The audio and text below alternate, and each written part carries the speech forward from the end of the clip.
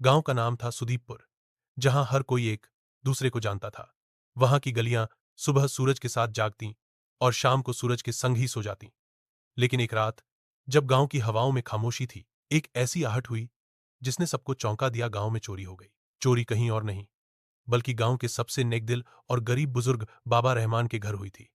बाबा अकेले रहते थे, किसी का कुछ न लेते, दिन भर मस्जिद की सफाई करते, बच्चों को कहानियां सुनाते और जो थोड़ा बहुत अनाज बचता वो चिड़ियों को डालते। सुबह जब लोग नमाज को जा रहे थे, देखा कि बाबा के घर का दरवाजा टूटा हुआ था। अंदर जाकर देखा तो जो चंद पैसे और राशन था, वो भी गायब था। बाबा की आंखें नम थीं, लेकिन आवाज में शिकवा नहीं था। उन्होंने सिर्फ इतना कहा, जिस हाथ ने लिया है वो शायद भूखा रहा होगा, अल्लाह उसे हिदायत दे। गांव वालों को गुस्सा आया। ऐसे नेक इंसान के साथ ये हम चुप नहीं बैठेंगे, सबने कहा। पंचायत बैठी, गांव में निगरानी बढ़ी, लेकिन चोरी का नामो निशान तक नहीं मिला। पर कहानी यहीं खत्म नहीं होती। 3 दिन बाद गांव की सबसे अमीर हवेली में काम करने वाली एक नौकरानी सीमा ने कुछ अजीब देखा। हवेली के मालिक धनीराम साहब का बेटा विशाल, जो शहर से अभी पढ़ाई छोड़कर लौटा था, रात को चुपके से अपने कमरे में कुछ छिपा रहा था। थैले में चावल, दाल और कुछ पुराने नोट। सीमा ने पहले सोचा कि शायद वो किसी को मदद भेजना चाहता होगा, पर अगले ही दिन उसे विशाल की अलमारी में बाबा रहमान की वही चटाई दिखी जो उनके घर से चोरी हुई थी। सीमा के दिल में हलचल मच गई। वो यह बात किसे बताए? वो सीधे बाबा के पास गई। बाबा ने बात सुनी, एक पल को चुप रहे, फिर बोले, अगर वो वाकई चोर है तो मैं सजा नहीं, सबक देना चाहता हूं। बाबा ने एक अनोखा रास्ता चुना।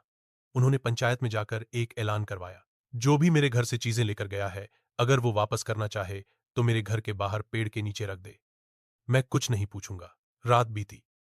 सुबह पेड़ के नीचे वही थैला रखा था, चावल, दाल, कुछ रुपए और वो पुरानी चटाई। लेकिन उसके साथ एक चिट्ठी भी थी।